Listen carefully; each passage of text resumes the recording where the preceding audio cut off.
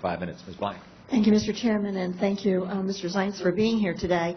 I want you to answer this really briefly for me because I have other detailed questions that I want to ask you, but you made mention when you were in the dialogue with the chairman related to the program that we have, the Medicare program that we have in reforming the program, that it includes a voucher program.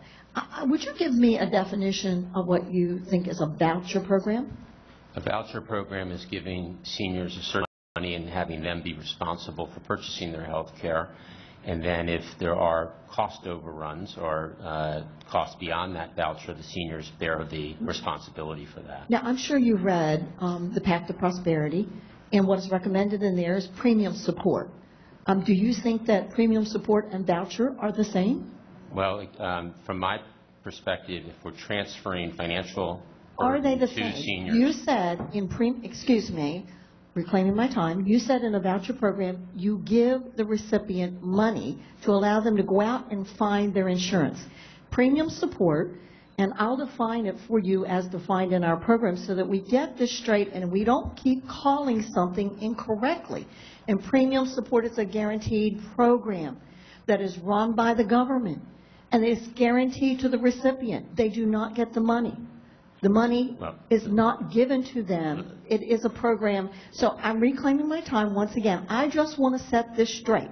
I want to set the record straight. There is a difference between a voucher program and a premium support. Now let me go to something that I want to go to that's a little more detail in your budget.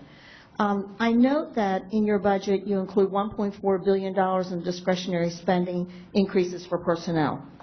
And in particular, this funding would finance about 712 new bureaucrats within CMS. And this is a massive increase compared to the request last year of 256 new positions. What I want to know is why the significant increase? Where are all of these positions needed? Well, first, I'd like to set the record straight on what the President's belief is on Medicare. The President believes in reforming Medicare so we can protect Medicare as we know it. Amen. And not move it toward a premium assistance plan or a voucher system. We'll disagree. So I want to be clear on the record. You will just this question because we both have the same idea that we want to preserve it for those that are in it and protect it for future generations. But I just want to set the record straight that you cannot keep calling it something that it's not. So I appreciate that. And from my perspective, we cannot shift costs to seniors. Look, we agree on that. Okay. We agree on the cost shifting.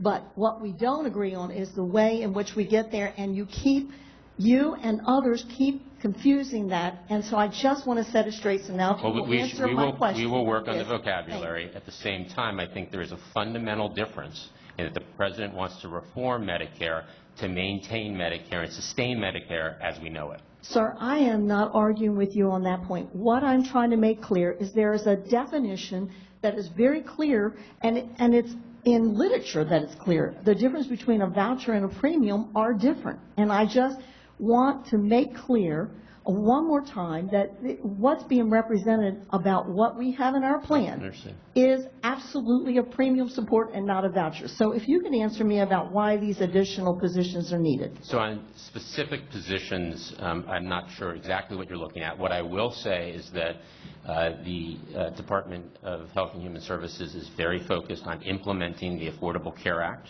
which will provide insurance for 30 million Americans who don't have it today, and will, according to CBO, save $100 billion in the first decade, $1 trillion in the second decade.